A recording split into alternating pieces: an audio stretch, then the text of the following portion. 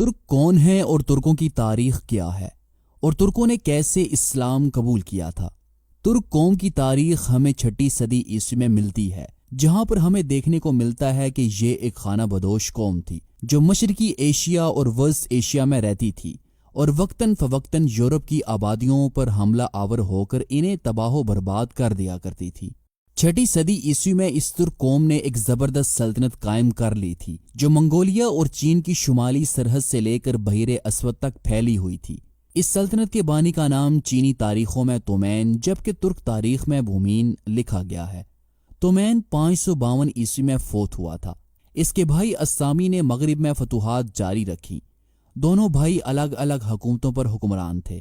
پہلی صدی ہجری بمطابق 7ویں صدی عیسوی میں ان دونوں سلطنتوں کو چین کی سلطنت کی اطاعت قبول کرنی پڑی، لیکن 63 ہجری بمطابق 682 عیسوی میں شمالی ترکوں نے چین کی غلامی سے آزاد ہو کر اپنی خود مختار ریاست قائم کر لی تھی۔ یہ سلطنت 126 ہجری بمطابق 744 عیسوی تک قائم رہی۔ اس کے سرداروں نے پہلی صدی ہجری بمطابق 7ویں صدی عیسوی کے آخر میں خاقان کا لقب اختیار کر لیا تھا، لیکن 121 ہجری بمطابق 737 عیسوی میں عربوں نے نصر بن سیار کی قیادت میں ترگیش کی حکومت کا خاتمہ کر دیا تھا۔ اب سوال یہ آتا ہے کہ ترک قوم نے اسلام کیسے قبول کیا؟ ترکوں اور عربوں کے درمیان تعلقات پہلی صدی ہجری میں اموی خلیفہ ولید اول کے عہد خلافت سے شروع ہوئے تھے۔ اسی عہد میں عظیم اسلامی سپہ سالار قتیبہ بن مسلم نے بخارا، سمرقند، خوارزم، فرغانہ، تاشقند اور کاشغر کے ترک علاقے فتح کر کے وہاں اسلامی پرچم لہرایا تھا، لیکن ان فتوحات کا اثر ترک قوم پر کچھ زیادہ نہ پڑا اور وہ بدستور بت پرستی جیسے فعل میں مبتلا رہی۔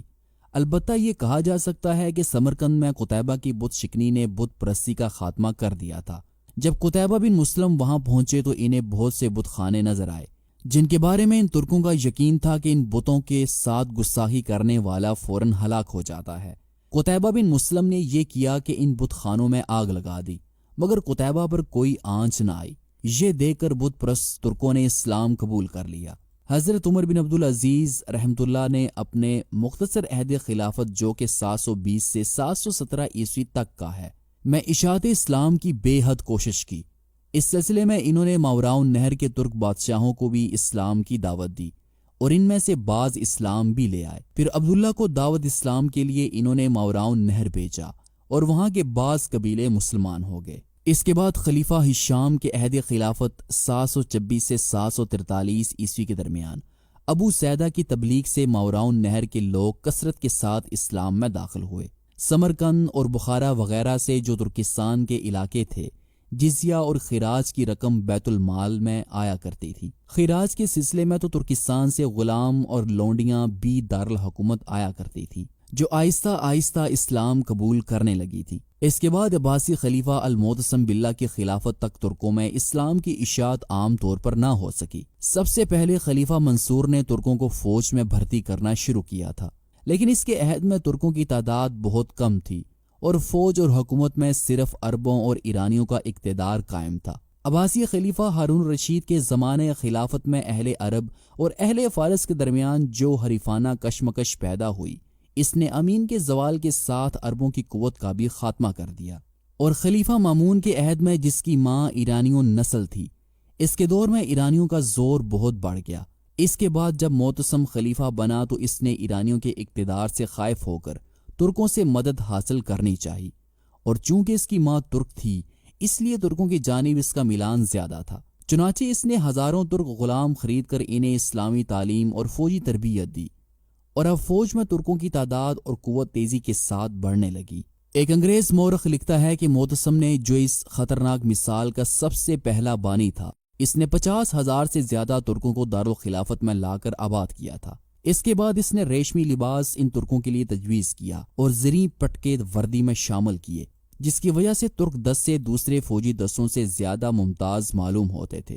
ہر سال ہزاروں ترک غلام پائے تخت بغداد میں لائے جاتے تھے۔ ان میں سے کچھ محافظ شاہی دستوں میں شامل کیے جاتے اور باقی فوج میں بھرتی ہوتے تھے۔ جیسے جیسے ترکوں کی قوت فوج میں بڑھتی گئی، ویسے ویسے عرب دستے فوج میں کم ہوتے گئے۔ ترکوں کو چونکہ خلیفہ کی خاص حمایت حاصل تھی، اس لیے وہ کسی کی پرواہ نہیں کرتے تھے اور بغداد کی سڑکوں پر بے تحاشا گھوڑے دوڑایا کرتے تھے، جس سے اکثر عورتیں اور بچے زخمی ہو جاتے تھے اور بعض اوقات مر بھی جاتے تھے۔ اس لیے بغداد کے باشندے ان کے مظالم سے بہت جلد تنگ آ گئے۔ جب خلیفہ معتصم کے پاس ان کی شکایات کثرت کے ساتھ پہنچنے لگیں تو انہوں نے فیصلہ کیا کہ ترکوں کے لیے بغداد سے باہر ایک چھاونی بنائی جانی چاہیے۔ اس کام کے لیے انہوں نے سامرا کا مقام پسند کیا، جو بغداد سے تقریباً 60 میل کے فاصلے پر واقع تھا۔ فوجی بارگوں کے علاوہ خلیفہ اور وزراء کے لیے بھی عالی شان محل تعمیر کیے گئے۔ اب چونکہ خلیفہ معتصم نے بغداد کا قیام ترک کر کے اپنی ترک سپاہ کے ساتھ سامرا میں رہنا شروع کر دیا تھا، اس لیے عوام کے ہر طبقے کے لوگ اس نئے شہر میں آ کر آباد ہونے لگے، اور تقریباً تھوڑے ہی دنوں میں سامرا ایک نہایت پر رونق شہر بن گیا، جو 221 ہجری سے لے کر 279 ہجری یعنی کہ 836 سے 894 عیسوی تک 7 عباسی خلفاء کا دارالسلطنت رہا۔ اور آخر میں جب عباسی خلیفہ معتمد تخت نشین ہوا تو اس نے سامرا کو چھوڑ کر پھر بغداد کو اپنا پائے تخت بنا لیا۔ خلیفہ معتصم کی ترک نوازی کی وجہ سے آہستہ آہستہ ترک شہزادے اور امراء بھی ترکستان سے آ کر سامرا میں آباد ہونے لگے، جن میں بعض بت پرست اور بعض آتش پرست سے، اور جبکہ کچھ مسلمان بھی ہو گئے تھے۔ دارالخلافت میں رہنے کے بعد غیر مسلم ترکوں میں بھی اسلام پھیلنے لگا۔ اس تعلق سے ماوراء نہر کے ترکوں میں جو اپنے وطن میں مقیم تھے اسلام کی اشاعت ہونے لگی۔ 4 صدی ہجری یعنی کہ 10ویں صدی عیسوی میں ترک کثرت کے ساتھ اسلام میں داخل ہوئے۔ کہا جاتا ہے کہ 349 ہجری بمطابق 920 عیسوی میں 2 لاکھ کے قریب ترک گھرانے یعنی کہ خیمے مسلمان ہوئے۔